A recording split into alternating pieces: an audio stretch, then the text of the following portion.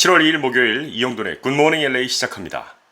캘리포니아주가 경제재개 한 달 만에 방역 전선이 후퇴했습니다. 어제 개빈 뉴섬 주지사가 독립기념일 연휴를 앞두고 LA와 오렌지 카운티, 벤트라 카운티 등 19개 카운티 내 식당들의 영업 중단 명령을 내렸죠.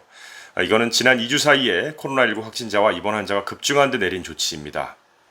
식당뿐만이 아니고요. 술집, 와이너리, 영화관, 볼링장, 아케이디아, 카드실, 동물원과 아쿠아리움, 어린이 뮤지엄 등 실내 레크레이션 장소들도 이번 조치에 포함이 됩니다.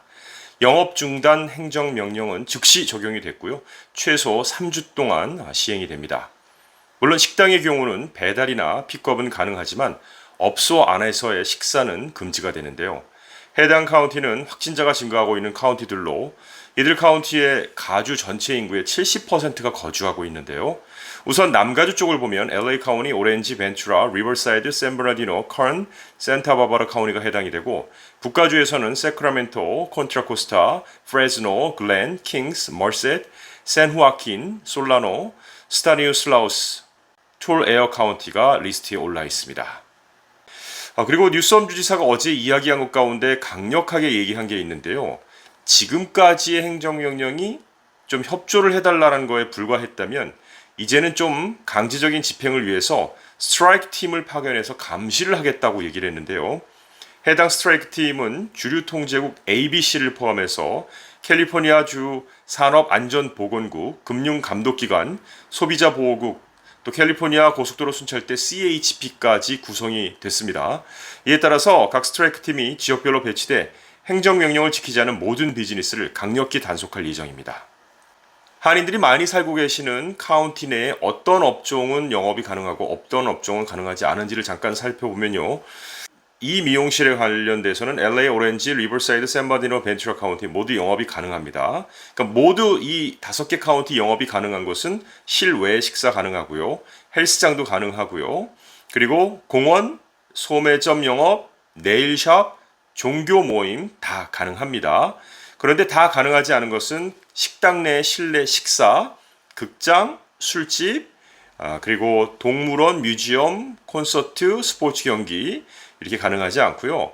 해변가를 보면은요, LA 카운티하고 벤투라 카운티는 전면 폐쇄를 했습니다. 그런데 오렌지 카운티도요, 지금 사실은 가장 유명한 해변 몇 군데를 폐쇄했는데요. 헌팅턴 비치, 실비치, 라구나 비치 그리고 뉴포트 비치에 폐쇄 결정 명령이 내려졌습니다. 헌팅턴 비치는 독립기념일 당일인 4일만 폐쇄하는데 내일과 5일까지 폐쇄할 가능성도 열어뒀고요. 실비치는 4일부터 5일까지 그리고 라구나 비치는 연휴 전체 기간 그러니까 3일부터고요. 뉴폴 비치는 내일 밤 금요일 10시부터 5일 월요일 새벽 6시까지 폐쇄가 될 예정입니다. 참고하시기 바라겠습니다. 자, 도널드 트럼프 대통령이 어제 드디어 마침내 마스크 착용에 대찬성이라면서 공개석상에서 쓰는 것도 문제가 없다. I have no problem 이라는 그런 말을 했습니다. 초기부터 사실 마스크를 안 쓰겠다고 버티던 데 비하면 정말 큰 변화인데요. 이게 그럴 수밖에 없으셨을 거예요. 최근 미국 일부 지역에서 코로나19 확진 사례가 다시 급증하면서 공화당에서조차 공공장소에서의 마스크 착용을 촉구하는 목소리가 높았고 미치 매코넬 상원 원내대표와 케빈 메카시 하원 원내대표가 나란히 이번 주 들어 마스크 착용의 필요성을 강조했고요. 마이크 펜스 부통령 역시 마스크 착용을 공개적으로 권장한 데 따른 것입니다. 아니 이렇게 코로나19가 확산하는데 대통령이 좀 앞장서서 마스크를 외면하는데 이게 말이 되느냐라는 비난 연설이 좀 많았죠. 차라리 초창기부터 가장 먼저 마스크를 써서 마스크 사용을 트럼프 대통령이 선점했더라면 제가 트럼프 대통령 얘기는 이 정도에서 마치도록 하겠습니다. 7월 2일을 주목하라. 그 7월 2일이 바로 오늘이고 오늘 노동청에서 실업률에 대한 보고가 나왔습니다. 일자리가 2달 연속 증가세를 나타내고 실업률도 소폭 하락을 했습니다. 그 전문가들의 전망치보다 일자리 수 증가 폭은 더 컸고 실업률은 더 떨어진 건데요. 6월에 일자리가 480만 개 증가를 했고 지난 4월 2050만 개 줄었다가 5월 270만 개 증가로 반등한 후 2달 연속 증가세를 기록한 것입니다. 일자리 증가와 실업률 감소는 미국의 각 주가 코로나19 확산을 막으려 취했던 각종 제한 조치를 완화하면서 부분적인 경제 재개에 따른 것으로 풀이가 되고 있습니다. 그런데요, 미국의 실업률은 어쩔 수 없습니다. 여전히 역사적으로 최고 수준인데요. 코로나19가 본격적인 영향을 미치기 이전인 지난 2월까지만 해도 실업률이 3.5%로 1969년 이후 반세기 만에 최저 수준을 자랑했었습니다. 자, 어찌됐건 과거는 과거고 지금은 실업률이 최악을 보이고 있습니다만 수치상으로서는 2달 연속 좋아지고 있습니다. 이 2달 연속 좋아지는 수치가 2주 후부터 열리는 의회에 2차 구제 지원금, 즉 세컨 스티뮬러스 체크에 어떻게 영향을 미칠지 지켜봐야 되겠습니다.